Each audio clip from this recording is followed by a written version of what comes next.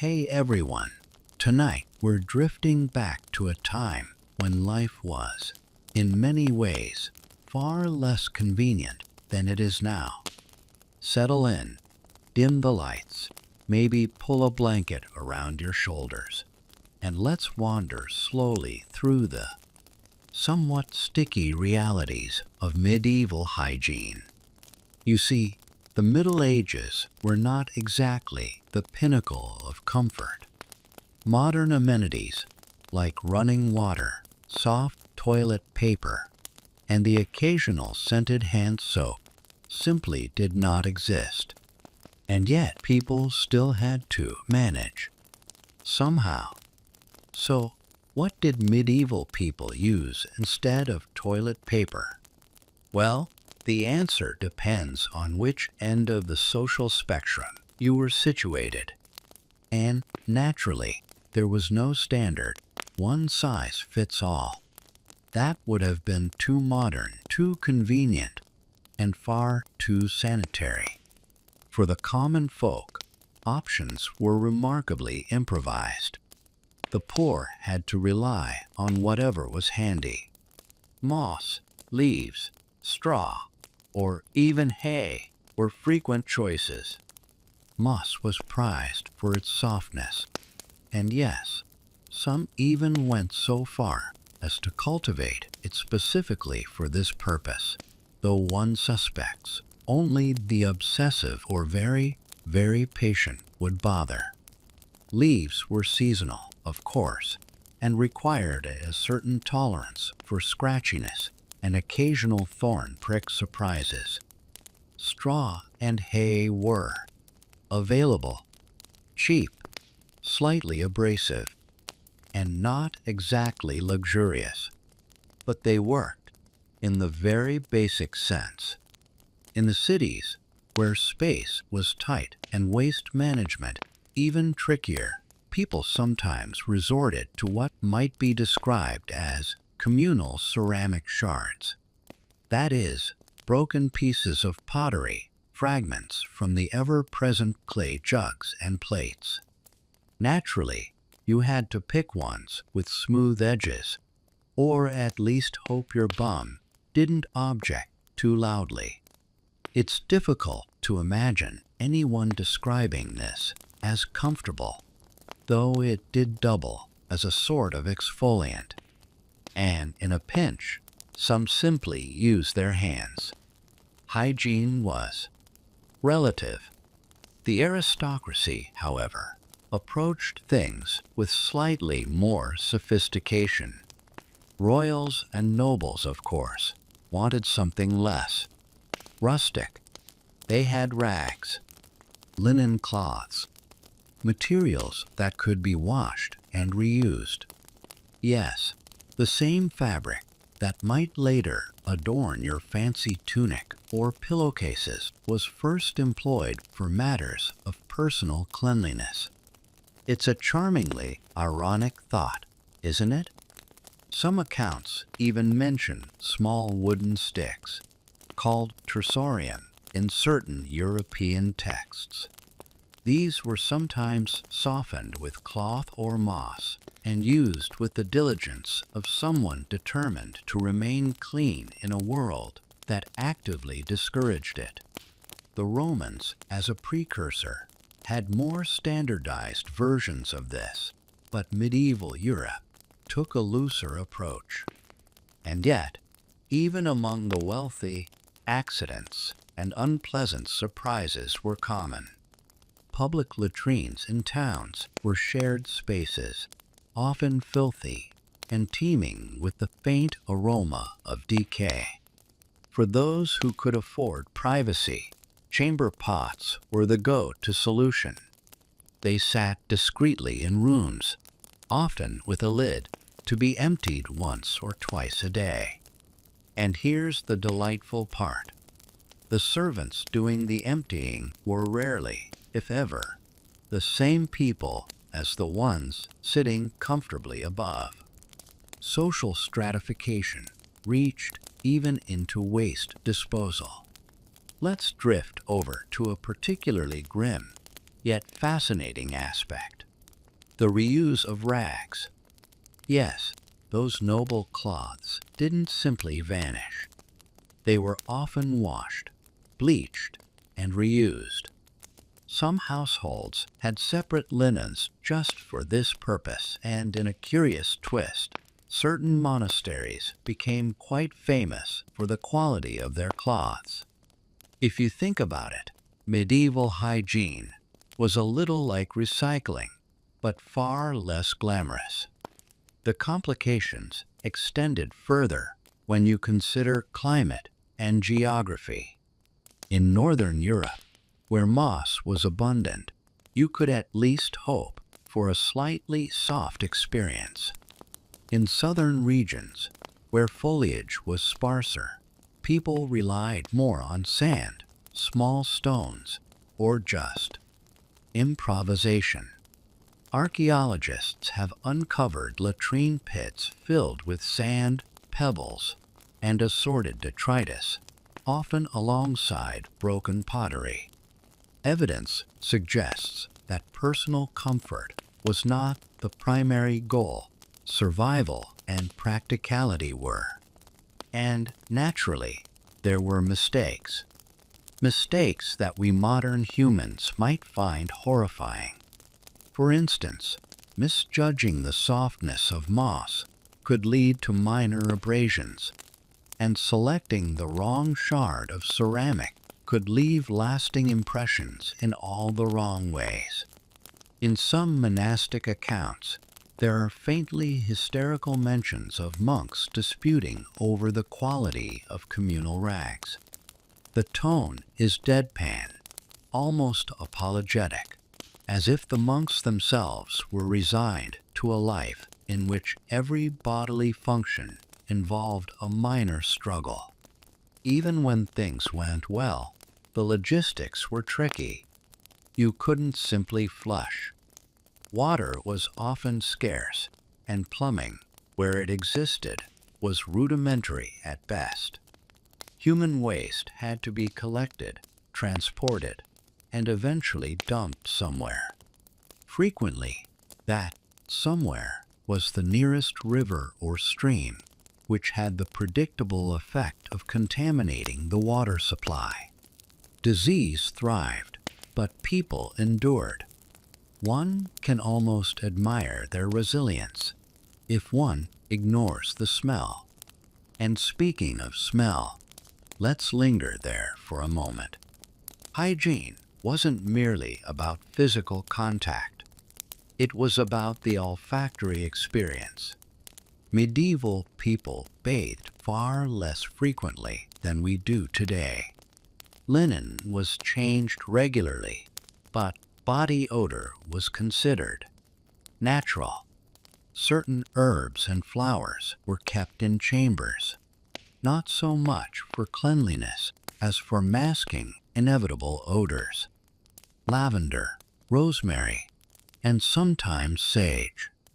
Noble households might even have entire pots of water scented with these herbs, poured over the floors to disguise less savory smells.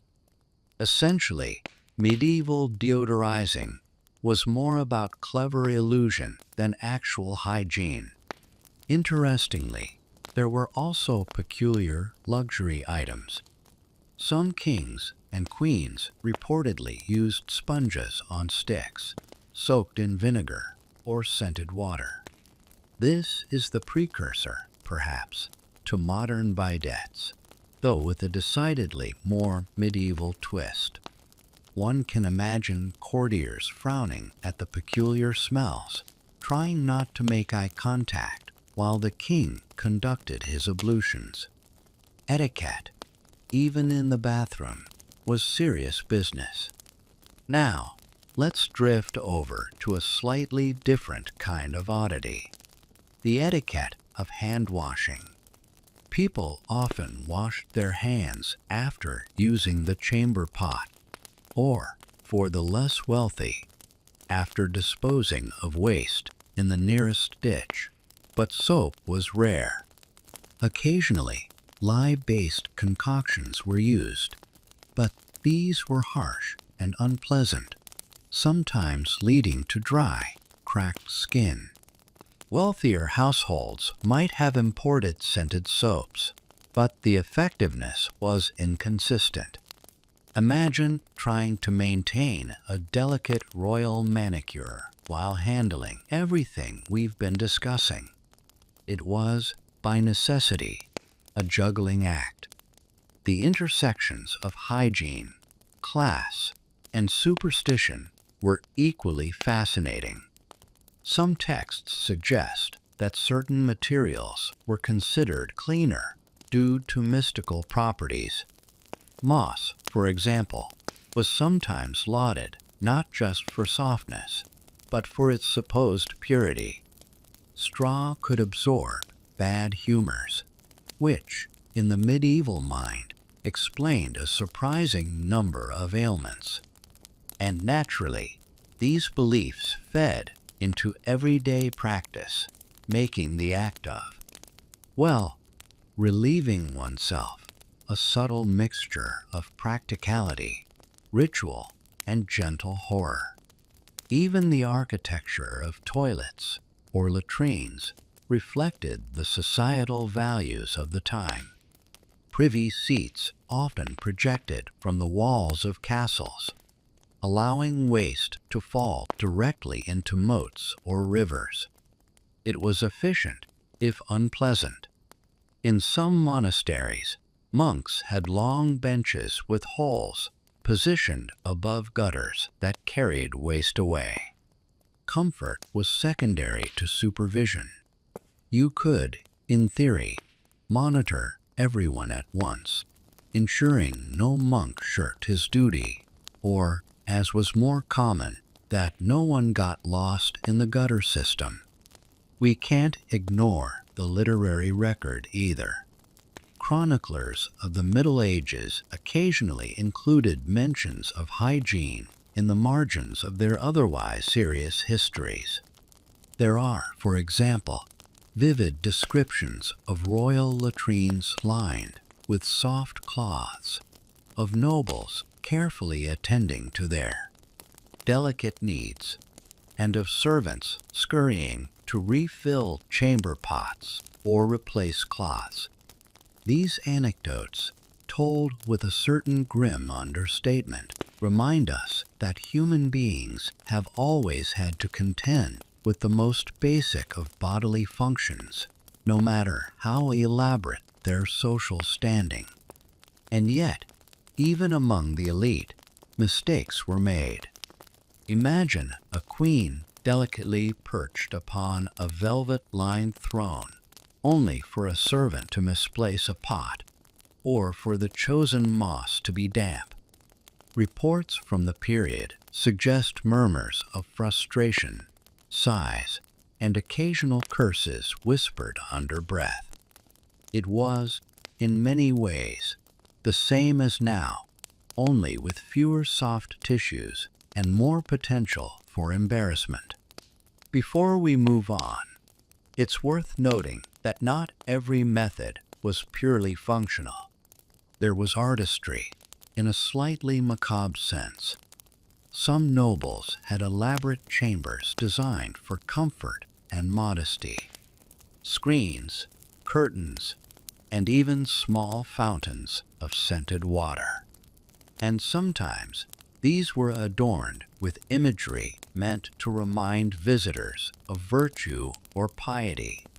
One might sit quietly on a carved wooden throne, reflecting on one's sins, while simultaneously, well, attending to the necessities of life. It's almost poetic, in a way. So, what can we take away from this gentle exploration? Medieval hygiene, far from the sanitized world we inhabit today, was a delicate dance between necessity, comfort, superstition, and occasionally absurd innovation. From moss to ceramic shards, rags to sponges, people managed to navigate daily life with a mixture of ingenuity, resignation, and, if the chronicles are to be believed, faint horror. It's comforting in a strangely reassuring way to know that history's royals were not immune to the same basic struggles we all face. Even kings, with their elaborate palaces and ceremonial grandeur, had to consider the texture of moss and the sharpness of a shard. Their triumphs, their wars, their marriages, they all existed alongside the quietly universal experience of, well, attending to nature's call. And with that gentle reflection, we can drift slowly into the next corner of history, where discomfort takes a different, but equally human, form. Part 2. Sickly, spoiled, and sad. Medieval royal childhoods. Hey everyone! As we settle further into the quiet of the night, let's drift into the chambers of history's youngest royals. Because, of course, being a royal child in medieval Europe was not quite the idyllic fairy tale you might imagine. Palaces, tutors, and fine clothes did not protect anyone from fragility, illness, or the occasional terrifyingly awkward family dinner. Royal childhoods were, in many ways, a study in contradiction. On one hand, children were pampered, fattened up for health, educated in the arts of diplomacy and swordplay, and swaddled in silk. On the other hand, they were extraordinarily fragile, prone to every fever, infection, and smallpox outbreak imaginable. A palace could be gilded, a nursery lined with tapestries, but a single minor illness could change everything. Take, for instance, the curious case of Charles II of Spain, known in later years as Charles the Bewildered, though certainly no one whispered that politely to his face. He was the product of generations of inbreeding, the Habsburgs' attempt to keep royal bloodlines pure, which naturally resulted in something quite the opposite. Charles was born with a jaw so pronounced that eating was a complicated procedure involving careful cutting and supervision. His hands and feet were small, his spine slightly curved, and his general appearance was a little alarming. In short, he was a walking catalog of what happens when dynasties take their obsession with purity far too seriously. And yet, as a child, he lived like a prince. Soft beds, fine foods, tutors reading to him endlessly. But tutors, no matter how patient, could not undo the consequences of genetics. He suffered repeated illnesses, fevers, and bouts of weakness that left the court endlessly fretting. Yet everyone smiled politely, pretending that royal frailty was merely delicate refinement. One suspects Charles would have preferred a simpler life, perhaps with a bit more fresh air and a lot less scrutiny. Meanwhile, other royal children were spoiled in ways that were less tragic and more peculiar. Henry VIII of England, for example, began life as a healthy, clever boy, though clever sometimes translated into precocious mischief. He had an insatiable curiosity, sometimes so badly channeled that tutors despaired. He also had a tendency to indulge in food, drink, and extravagance long before his notorious appetite for power. By age 10, he was already tall, strong, and, well, somewhat demanding. Royal parents often encouraged this, seeing it as preparation for ruling, but it's hard not to imagine the servants quietly weeping under their breath. Not all childhoods involved physical fragility. Some involved sheer absurdity. Consider the case of Queen Mary I of England, known later as Bloody Mary, though as a child she was simply awkward, shy, anxious, and prone to terrifyingly moody tantrums. Young Mary was monitored constantly by attendants who tried, with varying success, to prevent her from banging her head on walls during sudden meltdowns. One can almost hear the gentle sighs echoing through the palace corridors. Another tantrum. Again, the royal household adapted, of course, because they had no choice.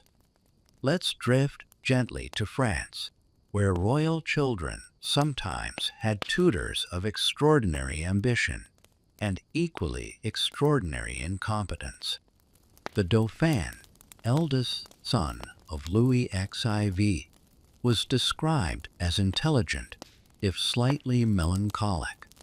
He spent long hours in lessons on etiquette, Latin, and history, while simultaneously being confined to a rigid schedule of meals, prayers, and gentle exercise. Illness could interrupt any day, sometimes permanently, because childhood diseases were taken far more seriously than most modern childhood colds. A simple fever could become a court-wide tragedy. And in Germany, the Wittelsbach children experienced what could be politely called hyper-monitored upbringing. Infants were swaddled constantly, kept in near total silence to prevent overstimulation, and fed only by designated nurses.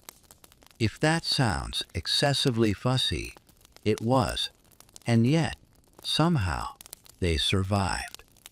Survival rates, however, were never guaranteed. Royal families often lost multiple children before any reached adulthood. It was simply a fact of life, whispered quietly over needlepoint and dinner. Of course, alongside sickness came the inevitable spoiling. Toys, miniature weapons, dolls dressed in elaborate silks, all of it. Some children were given live animals to play with, though supervision was, predictably, uneven. Cats, dogs, sometimes even small birds would occupy the nursery. Some infants became obsessed with feeding tiny pets, a pastime that occasionally ended in disaster when one of the cats decided to use a silk curtain as a scratching post. Patience, as always, was required. Let's drift over to the emotional side of things. Royal children often lived in a paradoxical bubble of attention and isolation.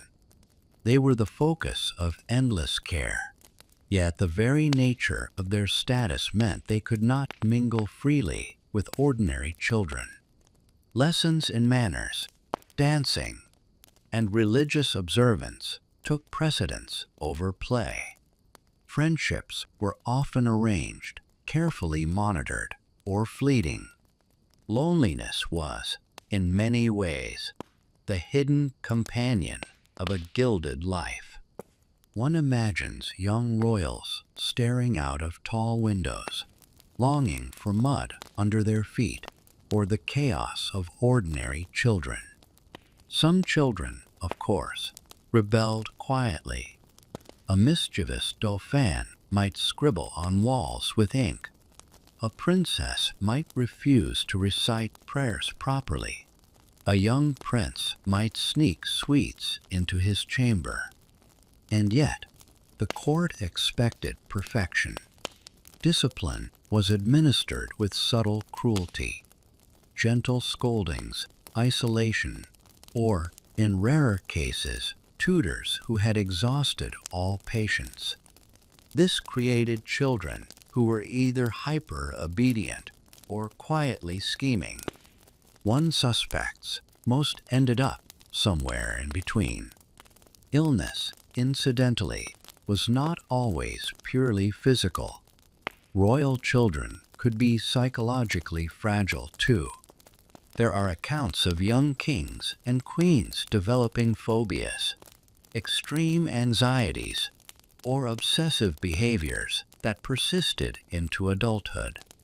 Consider the Habsburgs again. Generations of inbreeding didn't just produce unusual physiques, it also produced unusual temperaments. Sudden bursts of melancholy, extreme irritability, and hypersensitivity to minor slights were all considered, somewhat politely, temperamental quirks. In reality, they made palace life a careful negotiation. Nutrition, one might think, would have been a safeguard. And indeed, royal children had access to the finest foods, meats, fresh bread, cheeses, fruits, and sweets imported from distant lands. Yet, even that had its perils. Spices, though considered luxurious and beneficial, sometimes caused stomach upset. Overindulgence led to obesity in a few cases, most famously in later Henry VIII. And a diet rich in sugar, honey, and exotic fruits occasionally provoked toothaches severe enough to be medically concerning, or at least deeply uncomfortable. Let's drift gently toward routines. Baths were rare. Children were sometimes washed in herbal infusions or gentle water, but the act was ceremonial rather than practical. Beds were soft for the privileged, yet fleas and other pests were never entirely absent. Attendants would swat, brush, and nudge, attempting to maintain a fragile illusion of comfort. One can almost hear the soft buzzing of flies and the quiet sighs of exhausted nurses who lived and breathed the invisible labor of maintaining an elite childhood. Education was another point of subtle stress. Tutors could be demanding, pedantic, or occasionally eccentric. Latin grammar, rhetoric, theology, and courtly etiquette filled long, quiet hours. Playtime existed, but it was always structured, sometimes involving chess, poetry, or miniature swordplay. Children learned lessons early: to obey, to endure, to mask discomfort with polite smiles. One can almost feel the slow accumulation of sighs as young princes and princesses were read yet another passage from a Latin text while the sun slipped slowly outside the window. Oddly, some habits from childhood persisted into adulthood, creating famous eccentricities. Consider Charles VI of France, who as a boy had a habit of wandering in silence, talking to imaginary companions. That quiet melancholy, developed early in a highly regimented environment, foreshadowed later episodes of severe mental instability.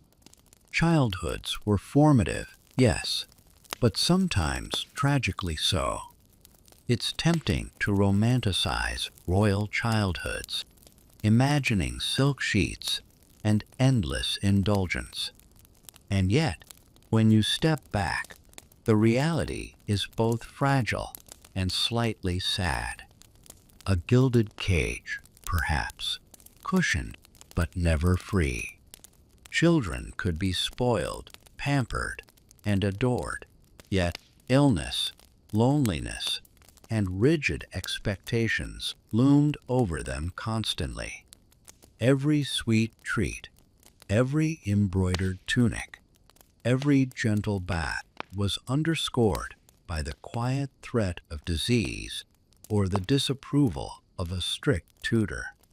Even the mundane moments were peculiar. Mealtimes, for instance, were highly regimented. Imagine a child attempting to eat a delicate dish while being closely observed by servants, siblings, and perhaps a slightly disapproving parent. Every bite was an assessment of character and potential. Small mistakes, crumbs on the floor, a misaligned napkin were quietly noted and sometimes remembered for decades. In essence, childhood was an early lesson in constant scrutiny, tempered with a faintly absurd form of grace. And yet, these children survived. Despite fragile bodies, strict routines, and endless observation, many grew into adults capable of ruling entire kingdoms. The resilience is almost admirable. They endured discomfort, monotony, and physical weakness with a polite stoicism that seems, to modern sensibilities, almost alien. So, as we drift slowly through these quiet chambers of history, let's remember, the next time we tuck a child in with a soft blanket and read a bedtime story, there were once young royals staring out of windows, yearning for freedom, swaddled in silk, but acutely aware of the fragility of life. They were sickly, spoiled, occasionally ridiculous, and strangely human. Their lives were not simple, and yet they were endured with quiet, measured grace. In the dim candlelight of palaces long gone, one can almost hear the soft sighs of young princes and princesses. Their stories are subtle, understated, and, in a way, quietly instructive. Life, even when gilded and luxurious, has always been full of small struggles, minor indignities, and gentle absurdities. And with that, we can drift toward the next tale, where genetics, ambition, and royal marriages collide in a quietly catastrophic fashion. But for now, let's linger in the stillness of palace nurseries, where the soft rustle of silk and the faint whispers of anxious tutors remind us that history is, at its heart, remarkably human. Part 3. Royal Inbreeding and Fragile Bloodlines. Hey everyone, as we settle further into the quiet of the night, let's wander slowly through the curious, sometimes grimly fascinating world of royal bloodlines. Because, naturally, royals have always been obsessed with one thing above all, keeping their blood pure. And by pure, of course, I mean so incestuous that it sometimes defies belief and basic biology. Inbreeding was, for centuries, the royal solution to a problem that sounds strange to modern ears: consolidating power, wealth, and political influence by marrying cousins, aunts, and sometimes more distant relatives. The goal was simple: keep the throne in the family. The outcome? Less simple, and often deeply unfortunate. Take the Habsburgs of Spain. By the 16th and 17th centuries, they had perfected the art of genetic self-destruction. Marriages between uncles and nieces, first cousins, and second cousins became the norm. The famous Habsburg jaw, a pronounced underbite, was not just a curiosity. It was a visible emblem of decades of dynastic obsession. And yes, it was as uncomfortable as it sounds. Charles II of Spain, whom we met briefly in the last part, inherited generations of carefully orchestrated genetic quirks.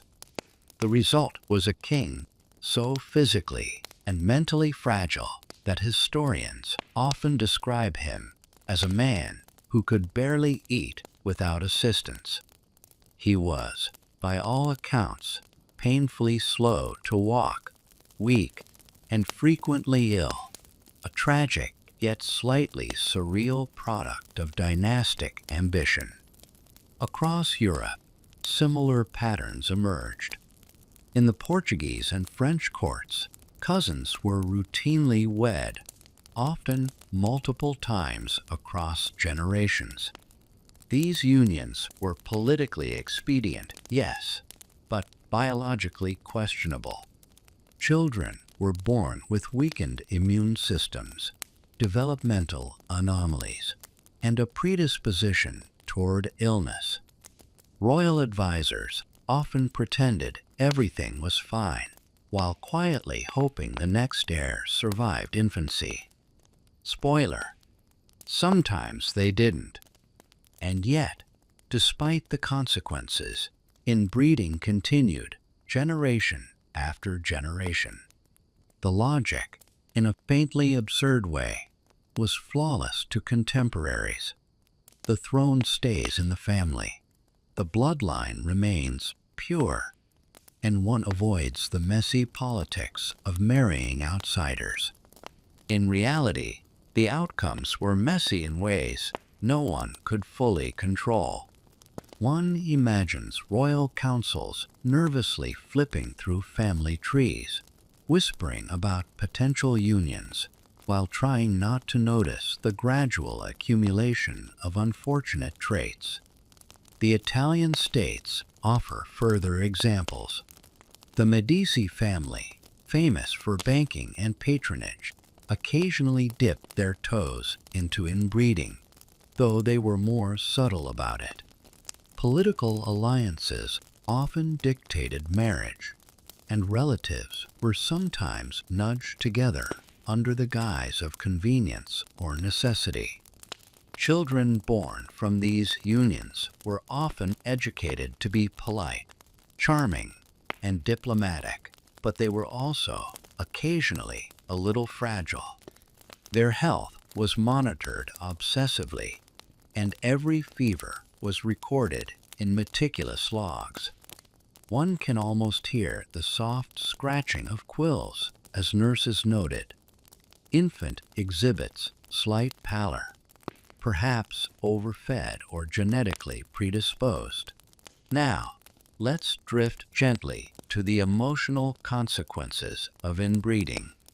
Fragile bodies often produced fragile minds. Many royal heirs grew up under the shadow of frailty, aware from a young age that any misstep could be fatal.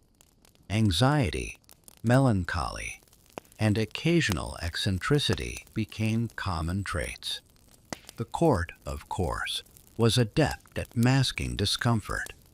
Servants and attendants moved quietly, ensuring that illness and awkward behavior were concealed from public view.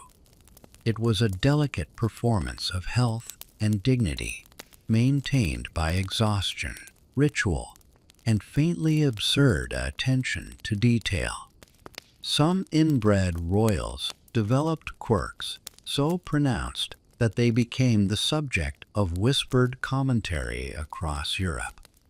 Charles, too, again, is a prime example. Unable to walk steadily, speak clearly, or manage basic tasks without assistance, he embodied the cumulative consequences of decades of cousin marriages. And yet, the court treated him with the utmost reverence, as if sheer obedience could somehow counteract biology.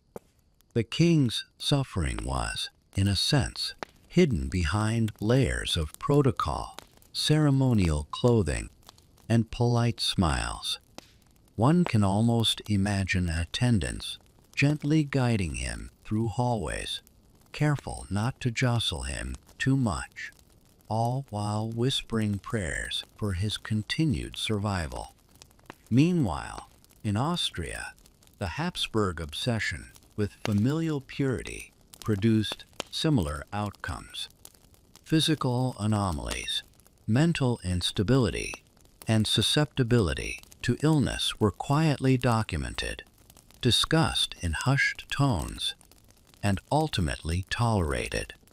The dynasty persisted, largely because political expediency outweighed common sense. Every marriage, every heir, every coronation became a negotiation between genetic reality and dynastic ambition. And yet, there were occasional surprises. Some children, born into these tangled webs, were unexpectedly robust. Their vigor astonished contemporaries who had quietly assumed that frailty was inevitable. These rare heirs became symbols of hope, celebrated for their resilience, though the underlying pattern of inbreeding continued largely unchecked. It's a testament, perhaps, to the unpredictability of biology and the persistence of dynastic stubbornness. The emotional climate of courts was subtly shaped by these realities. Parents, often anxious about survival, oscillated between indulgence and overprotection. Tutors and nurses monitored every movement, noting every cough, twitch, or pale cheek. Siblings, too, were subject to the silent pressure of comparison. Some children grew up timid, others obstinate, many quietly resentful of the rules that governed their fragile bodies and socially circumscribed lives. Childhood, in these cases, was a delicate balance of survival, etiquette, and silent endurance. Let's drift over to a different continent briefly. While European royals are the most documented for inbreeding, similar patterns occurred elsewhere, though the social and political logic differed. In some Asian courts, for example, alliances between cousins or distant relatives were pursued to maintain royal legitimacy. The consequences were similar: occasional physical or mental fragility, carefully managed by attendants, doctors, and court physicians. And, naturally, stories circulated of children who did not survive, or who grew into adults whose quirks were quietly noted in court records. The universality of the problem is almost comforting. Human nature, ambition, and biology do not discriminate. We should also note the unintended humor in some of these situations.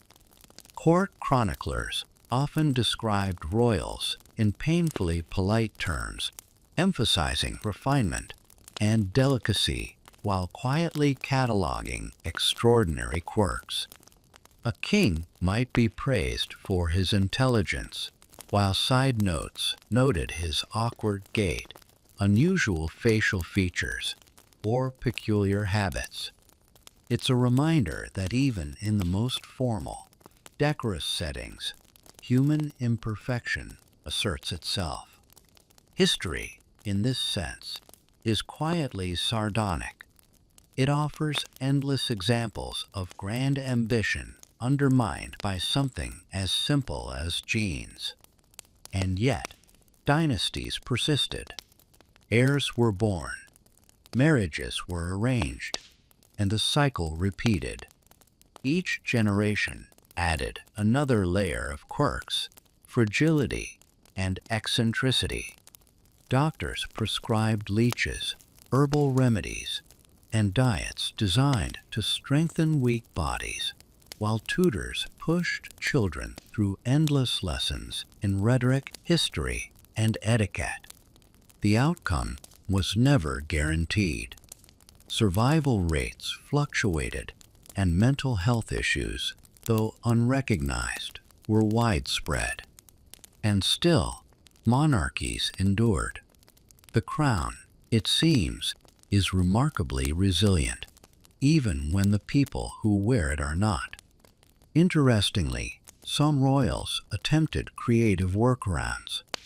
Certain families tried introducing outside blood, marrying distant cousins from other countries or regions to reduce genetic risk.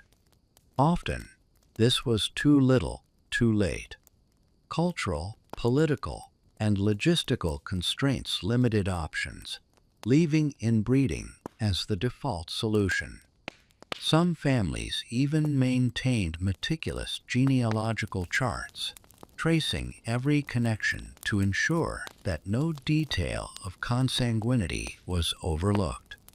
One can almost picture a court official, quill in hand, muttering quietly, "And yet, another second cousin." Remarkable. Even ceremonial practices reflected these anxieties. Heirs were carefully monitored during coronation rituals, with attendants attending not only to dignity, but to the physical demands of participation. Illness, fainting, or even minor discomfort was noted, documented, and carefully managed. The crown demanded poise, regardless of the fragility beneath it. This persistent dance between appearance and reality characterizes so much of royal life: constant vigilance, meticulous care, and a faintly absurd commitment to image. And so, as we drift slowly through this world of fragile heirs, eccentric habits, and dynastic obsession, it becomes clear that royal life is not merely about wealth or power. It is about endurance, subtle management of risk, and quiet, relentless negotiation with biology. Every cough, every twitch, every pale cheek is part of a delicate tapestry woven over generations. And, naturally, it is often darkly humorous to modern eyes. Centuries of ambition, undone by the simplest forces of nature. By the end of it, one begins to see the gentle, almost lulling rhythm of history's pattern: ambition, fragility, endurance. Generations of careful planning, meticulous record-keeping, and political maneuvering unfold alongside the slow, inevitable hand of biology. It's a quiet tragedy, tinged with irony, and full of strangely human detail. And with that, we can drift gently toward the next story, where royal marriages, genetic misadventures, and peculiar personal habits collide in an understated spectacle of absurdity and quiet human struggle. But for now, let's linger in the soft shadows of palace nurseries, corridors, and royal bedrooms, where fragility, ambition, and inherited quirks coexist in the faintly absurd calm of history. Part 4. Royal marriages that went horribly, genetically wrong. Hey everyone, as the night deepens, let's slowly wander through one of history's more quietly absurd obsessions: royal marriages. Because, naturally, marrying someone for love was often frowned upon. Marrying someone for politics, wealth, or an even stranger reason, blood purity, was considered far more important. The result? Some of the most peculiar, fragile, and occasionally tragic offspring Europe has ever seen. Let's begin with the Habsburgs again, because, as we've seen, no dynasty understood self-inflicted misfortune quite like they did. Charles II of Spain, the Bewildered, was born from decades of intermarriage intended to preserve the Habsburg line. His parents were uncle and niece, a practice that, even then, prompted occasional raised eyebrows. The marriage produced, predictably, a child who could barely chew, speak, or walk properly. And yet, somehow, the court maintained polite optimism. "He's delicate," they murmured, as if this euphemism could disguise a jawline that might have doubled as a medieval sculpture of human error. In Austria, the Habsburgs repeated these patterns with almost ritualistic devotion. First cousins, sometimes more closely related, were paired repeatedly. Children were often sickly or deformed. Reports describe physical anomalies, mental instability, and limited mobility as routine. Yet, the dynastic machinery pressed forward. Portraits were commissioned to make everyone appear healthier than reality, and courtiers learned the fine art of smiling politely while secretly whispering about unfortunate jawlines and odd gaits. It was a world where image mattered far more than reality, and where love, if it existed at all, was purely incidental. France, meanwhile, had its own quietly tragic tales. Louis XIV, the Sun King, ensured political marriages for his children and grandchildren, producing heirs who were at once brilliant in diplomacy and often fragile in body. His granddaughter, Marie-Therese, married her cousin Louis, producing children whose health was, in polite court records, delicate. Natural affection was secondary. Survival, appearance, and continuity of power were primary. And yet, we can imagine quiet sighs behind velvet curtains, as nurses and tutors monitored pale cheeks and tiny cuffs, praying for luck more than skill. In England, things occasionally went awry for entirely different reasons.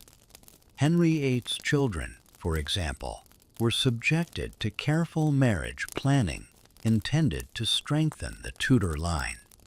Yet, fragile health, unpredictable personalities, and political upheavals often undermined these plans. Young Mary and Elizabeth were sent off to carefully arranged matches, sometimes for dynastic expediency rather than personal compatibility. Elizabeth's eventual survival and success might make us think the system worked, but behind every polished public ceremony were quiet anxieties, temperamental children, and the faint, persistent threat of hereditary disease. Sometimes the unions themselves were inherently peculiar. A king marrying a niece, a prince marrying a first cousin, or a duchess marrying a distant relative might seem efficient on paper, but in practice, it produced a host of subtle difficulties. Children were born with minor deformities, chronic illnesses, or idiosyncrasies that became quietly famous. Some scholars suggest that the familiar Habsburg jawline was less a fashion statement than an unavoidable consequence of centuries of dynastic obsession. And yet, despite these complications, each marriage was hailed as a triumph of strategy, if not biology. Italy offers further examples, particularly among the Medici and smaller duchies. Marriages between cousins were not merely about blood. They were about securing wealth, maintaining alliances, and preventing the messy consequences of marrying outsiders. Children from these unions were often educated meticulously, taught manners and diplomacy from birth, yet they frequently arrived with vulnerabilities, physical, emotional, or both. The courts learned to treat these quirks as part of daily routine. A child might stumble in the nursery, faint during lessons, or develop an inexplicable obsession with a particular toy or ritual. It was, in a sense, the quiet comedy of dynastic persistence. Spain, again, provides a particularly tragic and ironic story.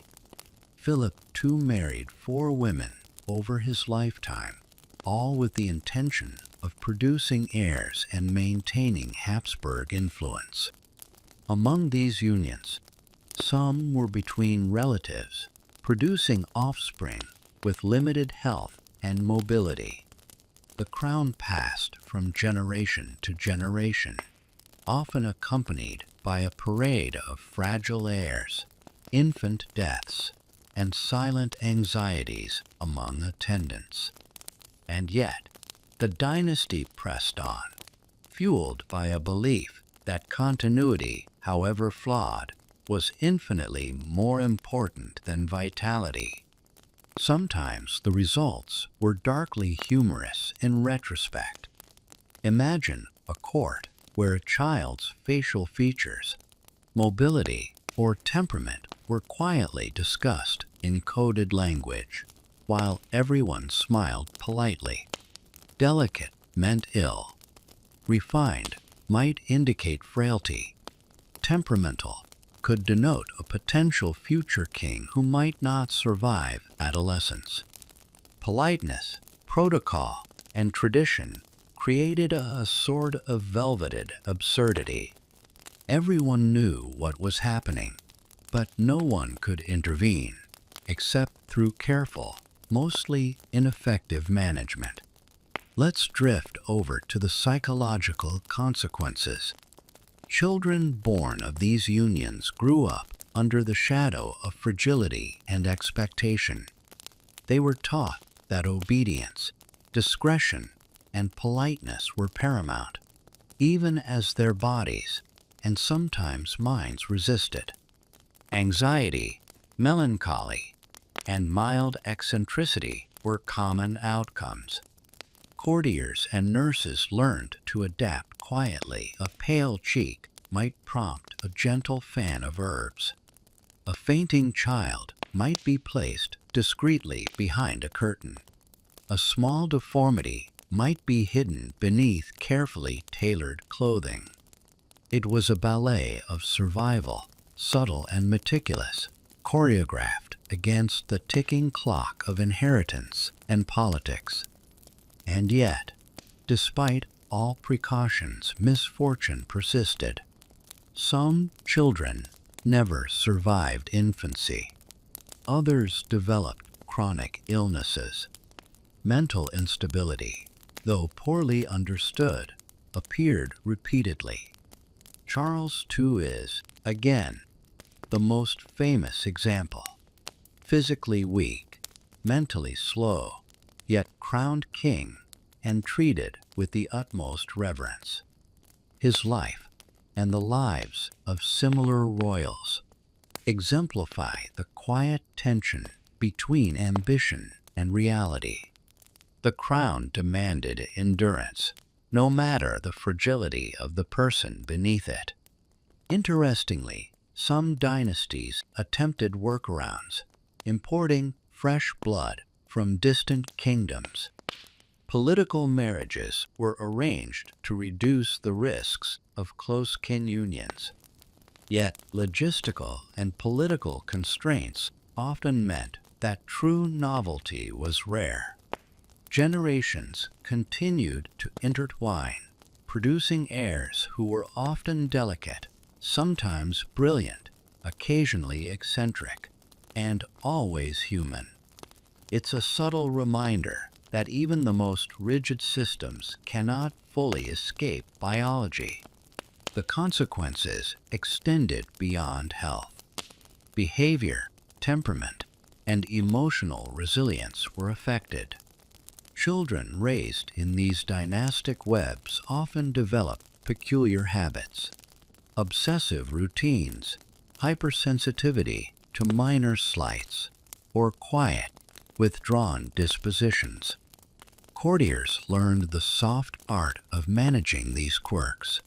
A gentle hand here, a whispered instruction there, all in the pursuit of maintaining the delicate facade of royal composure.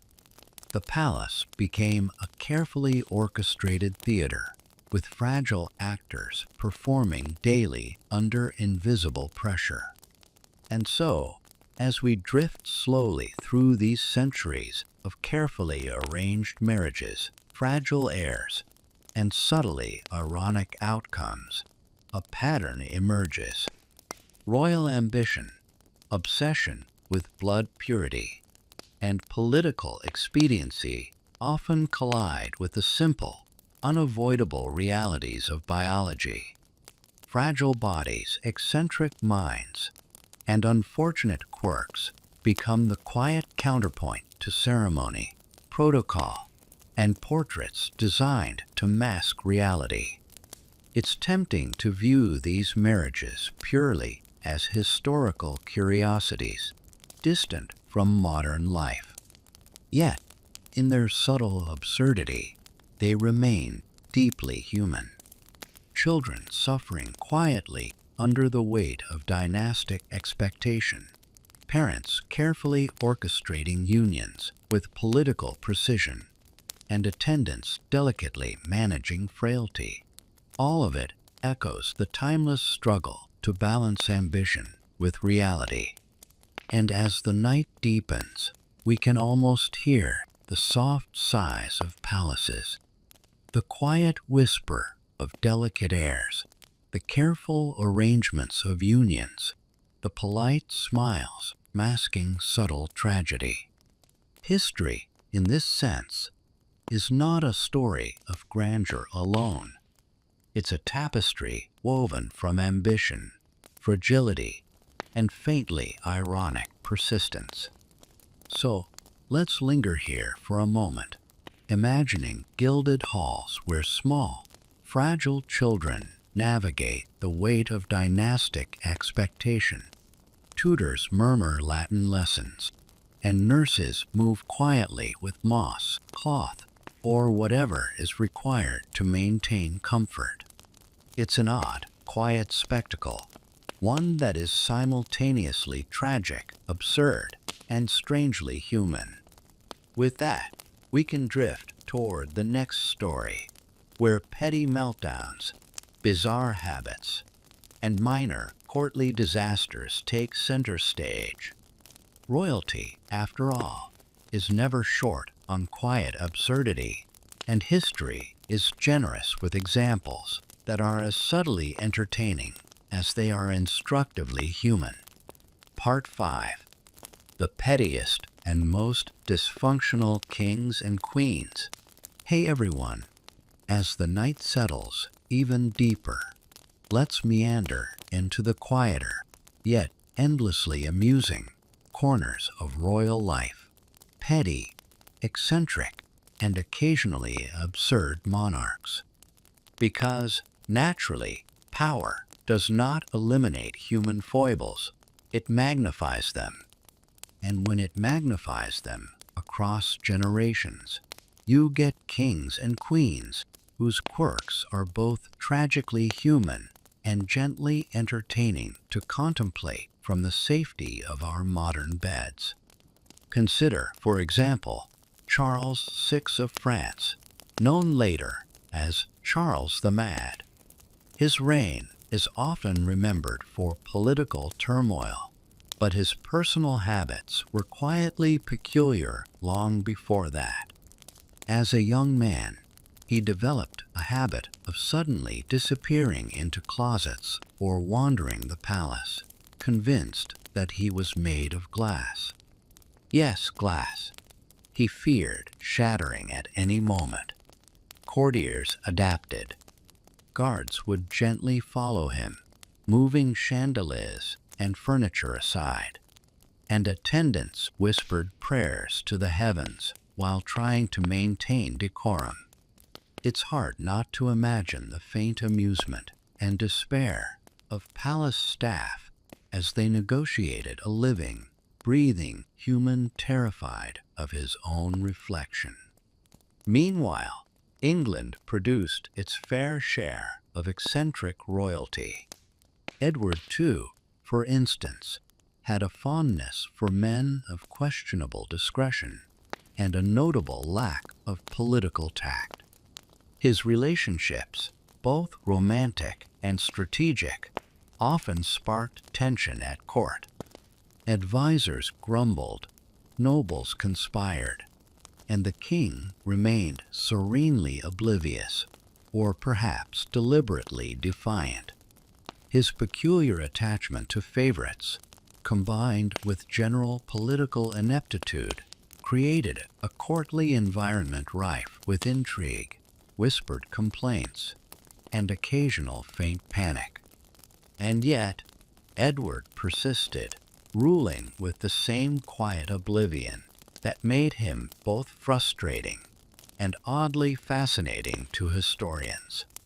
Let's drift over to Scandinavia, where monarchs often combined extreme weather with extreme temperament. Margaret I of Denmark, for example, wielded remarkable political skill, but her personal eccentricities were quietly notorious. She reportedly enjoyed making sudden, dramatic proclamations in the presence of visiting dignitaries, often accompanied by small, unexplained punishments for those who dared to show surprise. It's tempting to imagine the faintly terrified expressions of nobles caught between admiration and mild panic as they navigated a queen whose mind combined brilliance with whimsy. Italy, too, offers quietly absurd examples. Cosimo I de' Medici, ruler of Florence, was competent and strategic, but he also had a fondness for peculiar habits.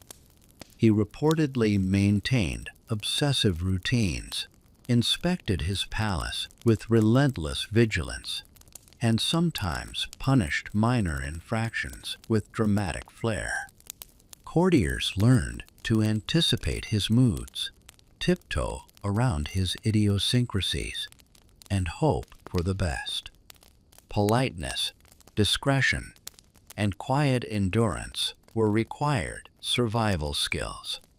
One can almost hear the soft sighs of palace staff, moving like shadows through corridors, lest they accidentally provoke the Duke's next minor outrage.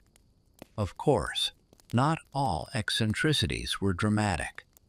Some were quietly petty. Louis XIV of France, the Sun King, is famous for his elaborate court rituals, which extended to the most minor details. Attendance at mealtimes, the precise placement of chairs, and even the order of bowing were carefully regulated. Failure to adhere to protocol could result in quiet humiliation, a polished, almost surgical form of petty control. Courtiers, ever adaptable, learned to internalize these rituals, bowing and curtsying in a pattern that resembled a gentle, well-rehearsed dance. Meanwhile, in Spain, Philip too exemplified a more subdued but equally meticulous form of dysfunction. His attention to detail in courtly matters often bordered on obsession. He required absolute compliance with his schedules, had precise expectations for meals and prayers, and monitored correspondence with a subtle vigilance that could be exhausting. Servants, scribes, and advisors developed a quiet tolerance for his habits, learning to anticipate whims and manage minor crises before they could escalate. It's an understated form of pettiness, but effective in shaping a courtly atmosphere that balanced fear, respect, and quiet amusement. Let's drift over to the British Isles again, where Queen Elizabeth I provides a masterclass in controlled eccentricity. She cultivated an image of deliberate unpredictability, sudden appearances, enigmatic statements, and subtle manipulations of her courtiers. Yet, beneath the deliberate performance was a sharp, strategic mind. Her eccentricities were carefully curated, a mixture of amusement, authority, and psychological control. Those in her presence learned quickly that behavior mattered, and that even minor errors could be quietly but significantly remarked upon. The Queen's pettiness was never cruel. It was theatrical, like a softly drawn curtain revealing the quiet complexity of power. Even minor monarchs had their quirks. James II of England, for example, combined political missteps with personal habits that ranged from indulgent to quietly absurd. His dietary preferences, daily routines, and management style produced subtle, ongoing challenges for courtiers. Every minor indulgence had to be accommodated, every slight eccentricity noted. In such an environment, flexibility, discretion, and quiet endurance were essential survival skills. One can almost feel the soft sighs as attendants prepared meals to precise specifications, adjusted chairs, and tiptoed around royal whims. And then there were rulers whose eccentricities were subtle but pervasive. Frederick II of Prussia, Frederick the Great, was brilliant militarily, yet personally peculiar. He maintained obsessive routines, precise habits, and strict expectations for behavior around him. Courtiers adapted by developing intricate strategies for compliance, anticipating moods, curating language carefully, and avoiding unnecessary attention. The result was a palace of quiet tension, punctuated by occasional humor, minor absurdity, and pervasive observation. Let's drift gently to the emotional consequences of such petty dysfunction. Courtiers, attendants, and family members absorbed stress quietly, often developing subtle strategies for survival. Humor, understatement, and discretion became essential.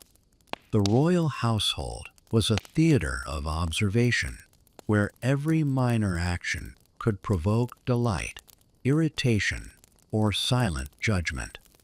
Children raised in these environments learned early. Compliance and subtlety mattered more than brute strength or impulsive curiosity. It's a quiet, almost hypnotic rhythm of life, blending observation, adaptation, and enduring patience. Some monarchs took pettiness to architectural extremes. Palace design often reflected subtle control. Corridors arranged to ensure surveillance, furniture placed for strategic advantage, and rooms curated to reinforce authority. Courtiers moved like shadows, aware that every glance, posture, or whispered comment could be interpreted as an affront or, occasionally, a compliment. The interplay of space, habit, and personality became an invisible, gently absurd layer of governance. Meanwhile, history offers countless anecdotes of minor absurdities. A king who demanded an extra slice of bread at every meal, a queen who insisted on a precise number of feathers in her bed, a prince who refused to eat unless the vegetables were perfectly aligned. These habits, while trivial, reveal a fascinating dynamic: the intersection of human desire, status, and expectation. They were, in essence, gentle reminders that monarchs, despite immense power, remain fundamentally human, capable of quirks and pettiness in the quietest of forms. And yet, for all their dysfunction, these monarchs shaped history. Their petty habits influenced policy, social interaction, and the rhythm of daily life at court. Courtiers, aware of eccentricities, learned diplomacy not just in politics, but in anticipating whims, adapting to moods, and enduring minor absurdities with quiet patience. The palace, in this sense, was both a stage and a laboratory, an environment where power, psychology, and human behavior intertwined in subtle, endlessly fascinating ways. Even rituals, ceremonial or mundane, revealed dysfunction. Audiences, processions, and courtly entertainments required coordination, patience, and obedience. Monarchs' whims shaped the calendar, dietary schedules, and interpersonal interactions. A minor complaint or eccentric behavior could ripple through the court in quiet waves, influencing etiquette, seating arrangements, and social hierarchy. In essence, petty dysfunction became a form of governance, subtle but pervasive, shaping behavior and history alike. Let's drift gently to the intersection of dysfunction and legacy. Many of these monarchs, despite quirks and eccentricities, achieved remarkable feats. Charles VI navigated complex politics. Elizabeth I transformed England, and Frederick the Great expanded and consolidated his realm. Their eccentricities, minor pettiness, and personal quirks did not preclude competence. In some cases, they amplified their influence. History, in this sense, is quietly sardonic. The more human the ruler, the more fascinating the outcome. And as we drift through these stories, it becomes clear that royal pettiness is not merely anecdotal. It's instructive, subtle, and strangely comforting. These rulers, despite immense power, contended with the same minor frustrations, obsessions, and peculiarities that we recognize today. They were human, flawed, occasionally absurd, and quietly enduring.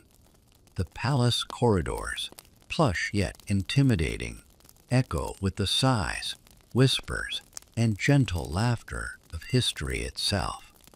So, as we settle into the night, imagining candlelit halls, soft velvet chairs, and delicate rituals, we can appreciate a subtle truth. Monarchs were never larger than life. They were careful observers, subtle manipulators, and occasionally petty humans, navigating the intricate dance of power, perception, and personal whim. Their stories remind us that history is not merely grand events and monumental battles. It is quiet absurdity, gentle human foibles, and the slow, inevitable unfolding of life under observation, expectation, and decorum. And with that, we can drift gently toward the next corner of history, where fragile childhoods, inbred dynasties, and minor eccentricities converge into tales of subtle tragedy and quietly human persistence. But for now, let's linger in the soft shadows of palace chambers, where pettiness, routine, and quiet endurance coexist, weaving a delicate, hypnotic tapestry of royal life. Part 6. Strange Habits and Petty Meltdowns of Royals. Hey everyone! As the night stretches quietly around us, let's meander slowly into the more peculiar, subtly absurd side of royalty. Strange habits, minor crises, and the gently ironic meltdowns that have peppered palaces for centuries. Because, of course, even kings and queens, those supposed paragons of poise and decorum, were remarkably human. Consider, for instance, King Charles I of England. He was charming, devoted to art, and surprisingly fond of his children, yet prone to moments of dramatic despair. Accounts describe him pacing the palace halls for hours, muttering to himself over perceived slights or political failures. Courtiers learned to anticipate these moods, tiptoeing around corridors, murmuring agreement, and hoping to avoid triggering an emotional storm. It was less the thunder of rage than a quiet, sustained tension, a minor crisis that could ripple through the household with subtle, exhausting effects. Meanwhile, Catherine de' Medici of France exhibited an entirely different kind of controlled eccentricity. She was obsessed with astrology, often consulting horoscopes before every minor decision, from the timing of meals to political maneuverings. Her attendants quietly accommodated these whims, rearranging schedules and offerings in accordance with the stars. It's tempting to imagine softly exhaled sighs behind silken curtains as astrologers whispered, "Mercury is retrograde, Your Majesty." Perhaps postpone the coronation of the new chamberlain. The palace operated like a delicate clockwork machine, every gear tuned to her particular rhythm. Let's drift over to Spain, where Philip took combined diligence with an almost obsessive attention to routine. His habits were methodical to the point of subtle absurdity. Meals at precise times, prayers meticulously timed, and schedules maintained with exacting care. Any deviation caused discomfort, not loud outbursts, but the quiet ripple of annoyance observed carefully by attendants who adapted their own routines to match. Small accidents, minor delays, or misplaced utensils became gently significant events. The royal household, in essence, was a living organism, finely tuned to one man's idiosyncrasies. In England again, Queen Victoria provides an illustrative example of eccentricity quietly intertwined with power. She was famously meticulous about decor, and highly suspicious of anyone's motives. Visitors and courtiers often endured long waits, awkward silences, and subtle tests of patience designed to gauge their worthiness. She kept extensive journals, recorded every minor grievance, and cultivated an image of regal aloofness. And yet, for all her exacting standards, she displayed affection for her children and occasional humor, though often in ways that required careful interpretation. One imagines palace staff quietly exhaling as they adjusted the seating arrangements or reheated a tea service to meet her exacting standards. Even more subtle were the quiet eccentricities that shaped palace culture. Louis XIV, for instance, required the most delicate compliance from courtiers. Minor slips, misaligned napkins, a slightly awkward bow, or an improperly timed entrance could provoke gentle but unmistakable displeasure. These meltdowns were rarely violent. They were slow, simmering, and remarkably effective. Courtiers adapted quickly, learning to anticipate moods, manage appearances, and navigate an environment where every gesture was a potential performance. The palace became a theater of observation, subtly shaped by minor eccentricities. Some monarchs cultivated deliberate, theatrical quirks. Elizabeth I enjoyed enigmatic behavior, sudden appearances, cryptic statements, and careful manipulation of courtiers' expectations. Her meltdowns, when they occurred, were performed with subtle flair rather than overt fury. They were psychological spectacles designed to maintain authority, project unpredictability, and keep advisors gently on edge. Courtiers became adept at interpreting every inflection, every gesture as potentially significant, moving carefully to avoid inadvertent offense. Odd habits sometimes manifested in the most mundane tasks. Frederick II of Prussia, for example, reportedly had highly regimented routines, including precise times for meals, exercise, and correspondence. A minor deviation could unsettle him, though rarely causing outright panic. Courtiers and staff adapted with quiet diligence, developing systems of compliance that resembled a soft, persistent choreography. Every movement, every preparation was measured, deliberate, and designed to minimize disruption to the king's carefully curated order. The psychological impact of such routines on those around them was subtle but significant. Children, attendants, and advisors absorbed tension quietly, learning to anticipate moods and satisfy expectations before they became noticeable.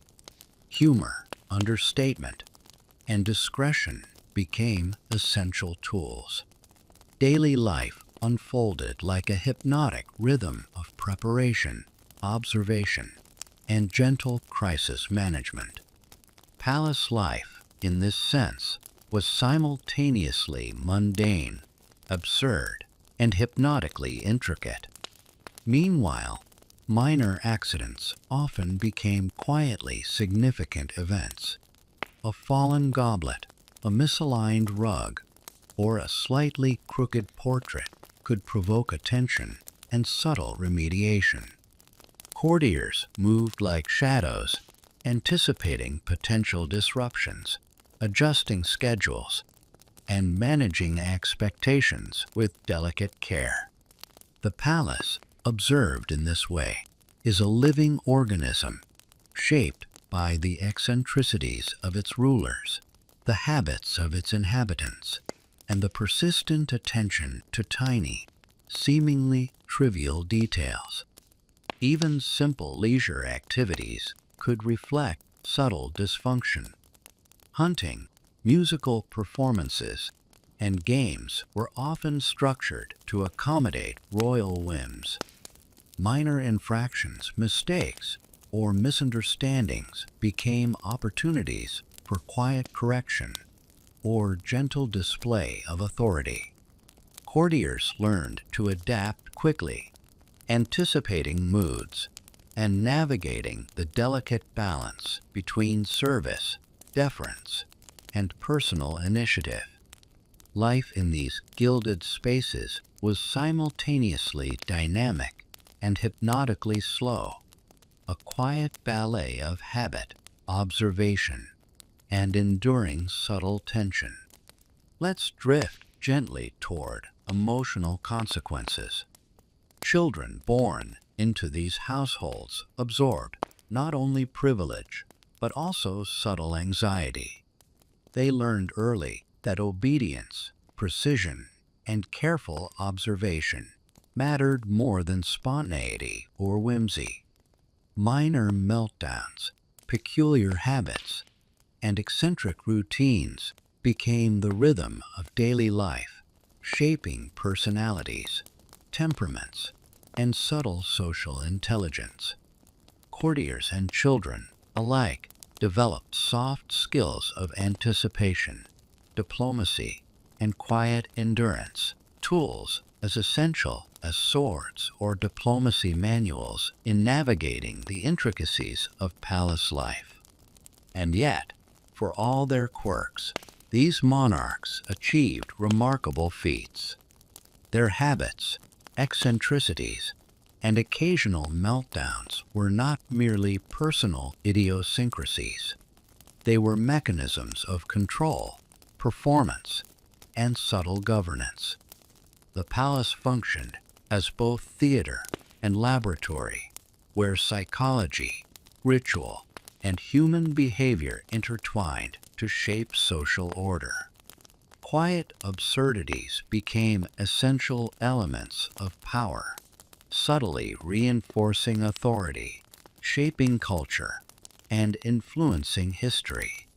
Some monarchs' habits were more visibly absurd. Louis XIV's insistence on elaborate ceremonies, Catherine de' Medici's devotion to astrology, and Charles VI's fear of shattering. All these details may seem comical today, yet they profoundly shaped court culture, behavior, and perception. Observers, courtiers, and attendants learned to anticipate, accommodate, and subtly manipulate circumstances, creating a world that was simultaneously delicate, absurd, and hypnotically structured. Minor meltdowns, while amusing to modern sensibilities, were rarely harmless in practice. Courtiers adapted by developing subtle signaling systems, whispered advice, strategic positioning, and careful compliance. Children learned observation, patience, and quiet resilience. These behaviors became embedded in the rhythm of courtly life, influencing education, socialization, and governance. The palace became a microcosm of human psychology. Small habits, minor whims, and gentle eccentricities exerting a slow but pervasive influence over daily life. And so, as we drift through these stories, the pattern emerges. Royalty is simultaneously human, absurd, and enduringly complex. Strange habits, minor meltdowns, and subtle eccentricities define the daily life of monarchs and shape the culture of their courts. Courtiers move with care, attendants anticipate moods, and children internalize subtle lessons of obedience, observation, and patience. Life in the palace, in this sense, is a delicate interplay of whim, habit, and enduring humanity. We can almost hear the faint sighs of palaces, soft footsteps in long corridors, whispered instructions behind screens, and the gentle rhythm of routines punctuated by small crises. Every eccentric habit, every minor meltdown, every subtly absurd preference becomes part of the hypnotic tapestry of history, quietly shaping personality, governance, and culture. And with that, we can drift toward the next part of our journey, the unusual, sometimes grotesque, yet quietly human outcomes of fragile royal childhoods, dynastic inbreeding, and eccentric governance. But for now, let's linger in the softly lit halls, imagining servants tiptoeing around delicate routines, children observing the subtle whims of power, and history unfolding in quiet, gentle absurdity. Part 7. Sickly, spoiled, and fragile. Medieval royal childhoods. Hey everyone! As the night deepens and the world grows quieter, let's settle into the often overlooked, gently melancholic corners of royal history, the childhoods of monarchs. Because, naturally, power rarely begins with competence. It often begins with delicate infants, pampered yet fragile, whose lives are meticulously observed, subtly controlled, and quietly burdened with expectation. Royal children were, in many ways, the ultimate paradox, intensely spoiled, yet painfully vulnerable. Every aspect of their existence, diet, clothing, daily schedule, was dictated by the court, with attendants and tutors ensuring the child remained both protected and properly groomed for future rule. This protection often bordered on overindulgence.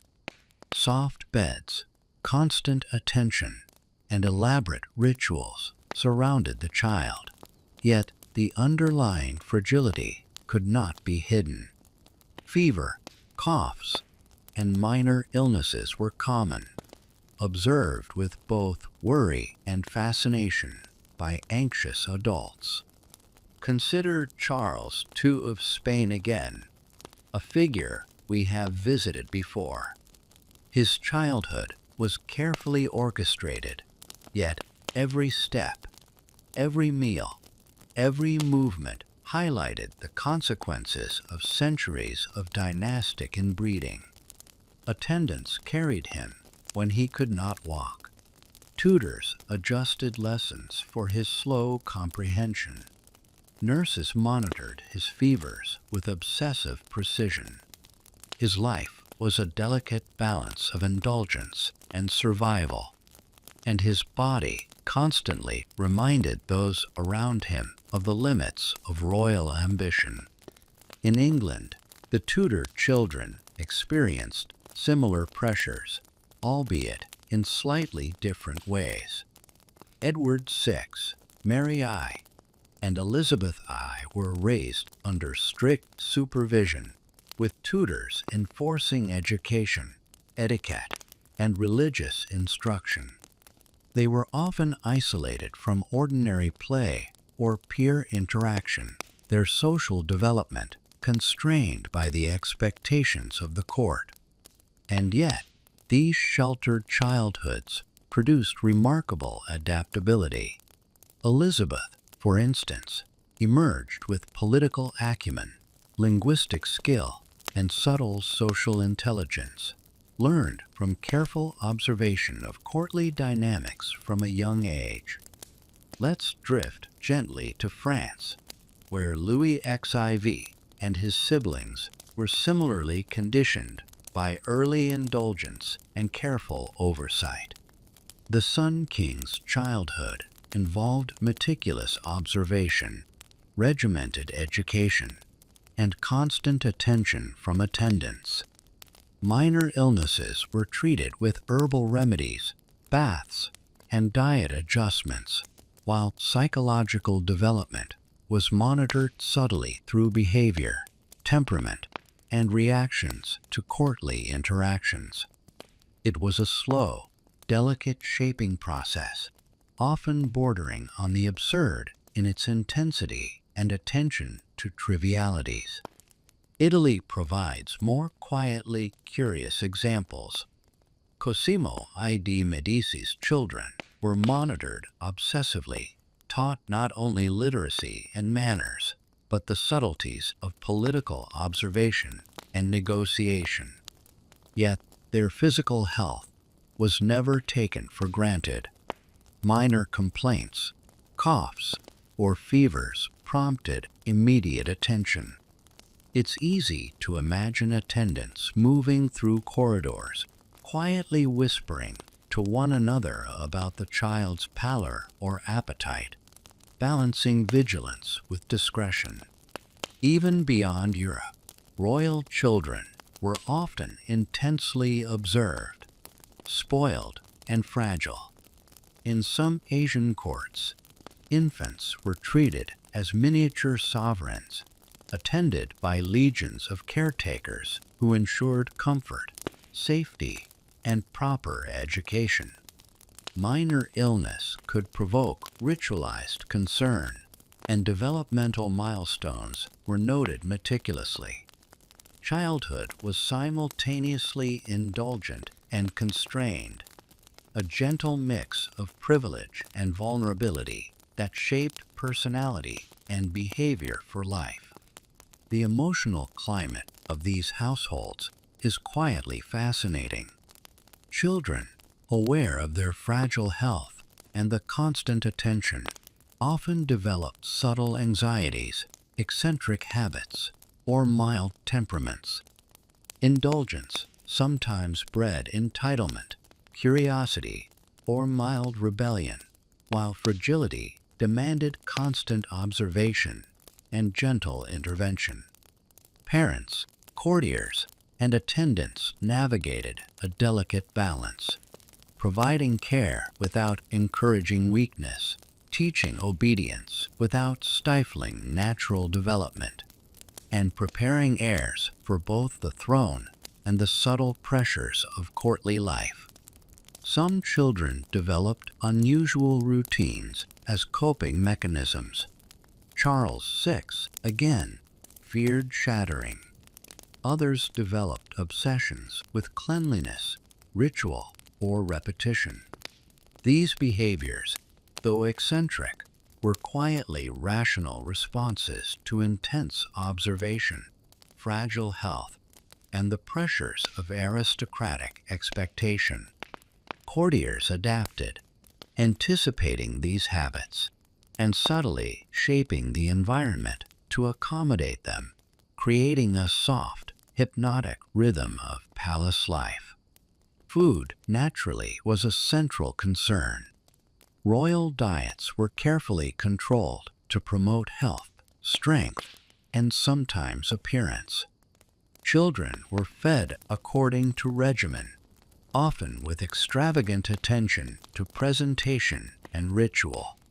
Yet, despite careful planning, illness and weakness persisted. Court physicians experimented with remedies, herbs, concoctions, baths, often with limited success. Every minor failure prompted gentle adjustments, subtle observations, and ongoing concern. The palace, in this sense, functioned as both nursery and laboratory, where observation, indulgence, and intervention intertwined. Education, too, reflected both privilege and fragility. Tutors taught literacy, history, languages, and etiquette, often pacing lessons to accommodate delicate health or sensitive temperaments.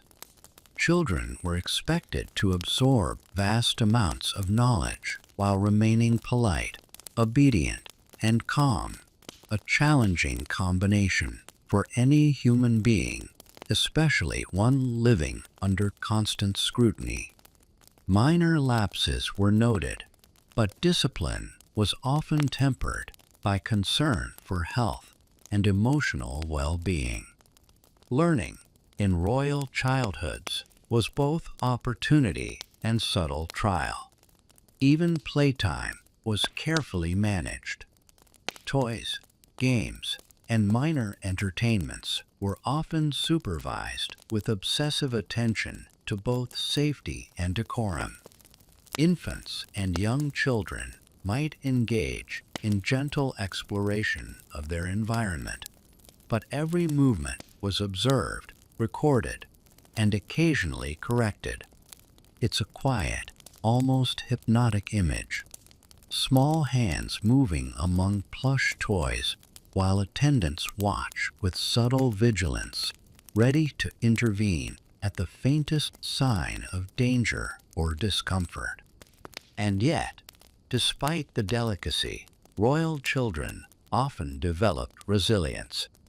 They learned early the rhythms of observation, subtlety, and diplomacy. They learned to navigate fragile health, demanding expectations, and eccentric caregivers. These early experiences, while quietly intense, shaped the future monarchs, imbuing them with patience, strategic awareness, and subtle social intelligence. Fragility, indulgence, and careful attention became both challenge and preparation. Let's drift over to emotional consequences again. Children raised in isolation or under intense observation often developed mild anxieties or peculiar habits. Courtiers and attendants became experts in subtle management, adjusting behavior, language, and timing to accommodate whims and vulnerabilities. This quiet interplay of personality, expectation, and observation formed the invisible structure of courtly life. Play, study, and family interaction were interwoven with careful observation, subtle signaling, and gentle intervention. It was both delicate and hypnotically structured. Some royal children, of course, were unusually lucky or robust. They grew into strong, capable adults, surprising physicians and attendants who had anticipated fragility. Yet even they were shaped by the environment, the routines, the attentiveness, the rituals of childhood. Early indulgence, careful supervision, and the quiet pressure of observation left subtle marks, shaping temperament, preference, and decision-making long into adulthood. It's a slow, gentle process, both human and historically instructive. And so, as we drift through these childhoods, a pattern emerges. Fragility, indulgence, and careful observation define the early life of royalty. Every cough, every tantrum, every peculiar habit was managed with discretion and attention. Courtiers adapted, attendants anticipated, and children absorbed subtle lessons in patience, observation, and diplomacy. Life in these gilded nurseries was simultaneously indulgent, constrained, and hypnotically intricate, a quiet microcosm of the broader world of monarchy itself. Even minor events, first steps, first words, minor illnesses, were imbued with significance. They were observed, noted, and sometimes exaggerated, forming the subtle narrative of a child's early years. These narratives, quietly maintained in diaries, correspondence, and court records, form the basis of much of what we know about royal childhoods today. Delicate, indulgent, and quietly absurd. And with that, we can drift gently toward the next stories. Eccentric routines, minor disasters, and subtle absurdities that continue through adolescence and adulthood, all quietly shaping the trajectory of dynasties. But for now, let's linger in the soft light of nursery chambers, imagining pale children, attentive attendants, and the gentle rhythm of royal life unfolding with deliberate care, quiet observation, and faintly absurd devotion. Part 8. Oddly specific routines of adult monarchs. Hey everyone! As the night settles even deeper, let's slowly wander into the strangely ordered, quietly peculiar routines of adult monarchs. Because, naturally, absolute power did not eliminate eccentricity. It often encouraged it, producing habits that were oddly specific, gently absurd, and endlessly fascinating from a safe distance.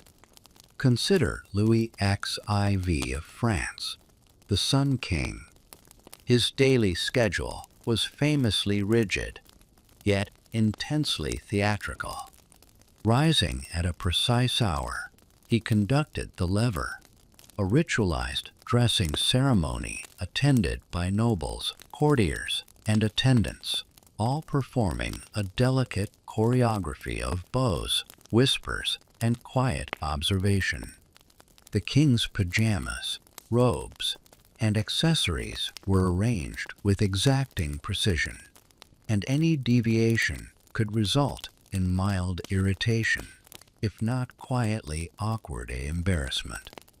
The ceremony itself transformed something as mundane as dressing into a hypnotic display of ritual, power, and subtle absurdity.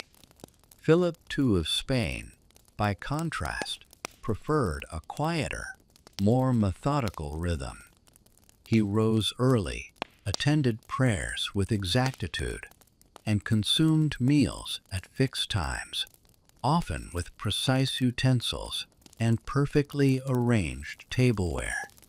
Minor deviations, slightly overcooked food, a misplaced napkin, could prompt subtle dissatisfaction, observed carefully by attendants who moved with quiet attentiveness to maintain harmony. The palace became a living organism, calibrated to accommodate habits, moods, and delicate routines of its ruler. Let's drift gently over to England, where Charles I exhibited both diligence and dramatic flair. His morning routines often involved lengthy reflection, private prayers, and subtle consultations with advisors. Yet he was also prone to eccentricity, pacing halls, muttering under his breath, or suddenly abandoning a meeting due to minor discomfort. Courtiers learned to adapt quickly, moving like shadows, adjusting to moods, and anticipating whims that could shift without notice. It was a quiet, almost hypnotic rhythm of observation and subtle negotiation, unfolding daily in the palace corridors. Italy offers its own examples, particularly among the Medici. Cosimo I maintained highly regimented routines, inspecting palace operations, reviewing documents, and attending to matters of state with obsessive attention. Minor deviations, whether in administrative reports or ceremonial duties, were noted and sometimes corrected with subtle insistence. Courtiers learned to accommodate these peculiarities, adjusting schedules, pacing, and even the arrangement of objects to ensure smooth compliance. Daily life resembled a carefully choreographed dance, quietly absurd, yet remarkably effective. Odd routines often extended to food and drink. Monarchs were particular about ingredients, timing, and presentation. A slight imperfection, an overcooked roast, an improperly steeped tea, a misaligned condiment could ripple through the court, prompting subtle adjustments, whispered advice, and gentle corrections. Courtiers moved with care, anticipating preferences and minor irritations, creating a palace environment simultaneously structured, hypnotic, and faintly comedic. Sleep, naturally, was ritualized as well. Some monarchs, like Louis XIV, maintained highly structured evening routines designed to prepare for the lever and the demands of courtly life. Others, like Charles VI, sometimes experienced insomnia, wandering hallways or pacing in quiet anxiety, fearing invisible dangers. Attendants quietly observed, guiding, and occasionally restraining, maintaining a delicate balance between comfort and protocol. These nightly routines, while seemingly mundane, shaped behavior influence, and the subtle rhythms of governance. Physical health, meanwhile, received obsessive attention. Minor ailments, digestive concerns, or fatigue prompted immediate intervention. Baths, herbal remedies, dietary adjustments, and quiet consultation with physicians. Monarchs often maintained peculiar habits designed to preserve vitality, comfort, or appearance. Cosimo I reportedly had exacting bathing rituals. Philip too maintained meticulous exercise routines. Each act, seemingly minor, reinforced control, habit, and subtle observation of both body and environment. Mental health was monitored with equal subtlety. Monarchs prone to melancholy, anxiety, or eccentric behavior, Charles VI, Edward II, or Frederick II, were observed carefully. Courtiers and physicians adapted routines to reduce stress, anticipating triggers, and subtly redirecting attention. These adjustments created a hypnotic, almost meditative rhythm in daily life, where habit, observation, and minor eccentricities intertwined in a delicate ballet of routine and expectation. Even leisure activities were influenced by meticulous routines. Hunting trips, musical performances, or theatrical events were scheduled precisely, with strict attention to timing, preparation, and protocol.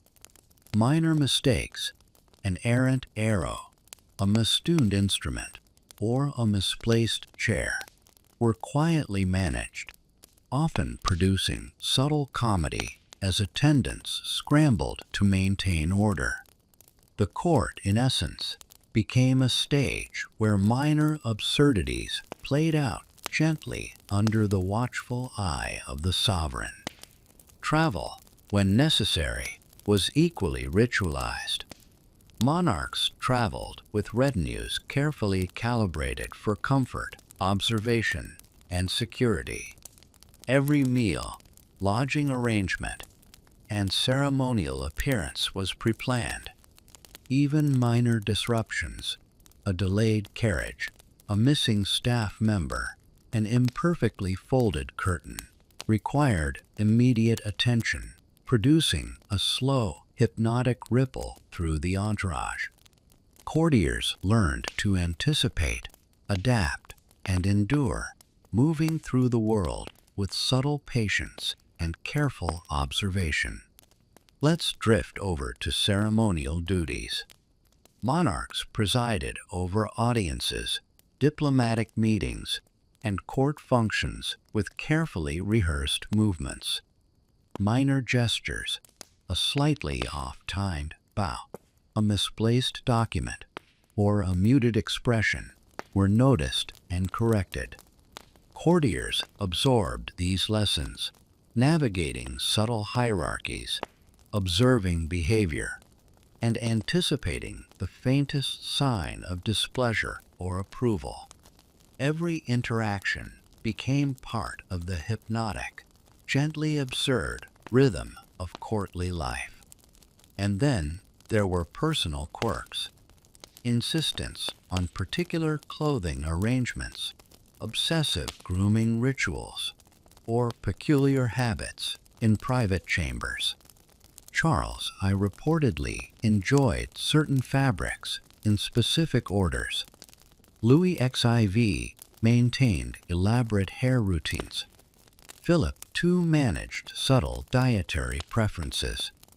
These routines, while personal, influenced the daily functioning of the court, producing a subtle, pervasive structure that guided behavior, observation, and minor anxieties. Even minor meltdowns, softly expressed irritation, withdrawn behavior, or sudden annoyance, shaped the palace environment. Courtiers learned to anticipate moods, mitigate discomfort, and subtly manipulate circumstances to avoid escalation. The result was a slow, hypnotic rhythm of compliance, observation, and minor adjustment, producing an environment both delicately structured and faintly absurd. Sleep, again, was influenced by these routines. Monarchs maintained strict bedtime rituals, precise lighting, carefully arranged bedding, and gentle observation. Minor deviations, an overheated room, an improperly positioned pillow, or a sudden sound could ripple through the household. Courtiers adjusted quietly, maintaining rhythm, structure, and subtle harmony. Sleep in the palace was simultaneously restorative, ritualized, and slightly performative. And as we drift through these routines, a pattern emerges. Life in the palace, for monarchs and courtiers alike, is simultaneously human, structured, and quietly absurd. Every habit, minor preference, and subtle whim shapes daily life, influencing behavior, governance, and social interaction. The palace is both stage and laboratory, where eccentricity, ritual, and observation produce a hypnotic, almost meditative rhythm of existence. Even the smallest details mattered. The placement of a chair, the timing of a meal, the alignment of a desk. Courtiers moved like shadows, anticipating preferences, correcting minor errors, and maintaining an invisible choreography designed to satisfy both authority and habit. The result is a palace life simultaneously delicate, absurd, and hypnotically structured. And so, as we linger in the soft candlelight of historical chambers, imagining the faint rustle of silk, whispered instructions, and subtle rituals, it becomes clear that royal routines are both human and endlessly fascinating. They are slow, deliberate, and quietly absurd, an intimate reflection of personality, power, and enduring human behavior. As the night deepens further, we can drift toward the next stories. Minor disasters, subtle tragedies, and eccentric habits that persist into later life, quietly shaping the fate of dynasties, courts, and history itself. But for now, let's linger in the rhythm of palace life, where habit, observation, and gentle eccentricity intertwine in a softly hypnotic tapestry.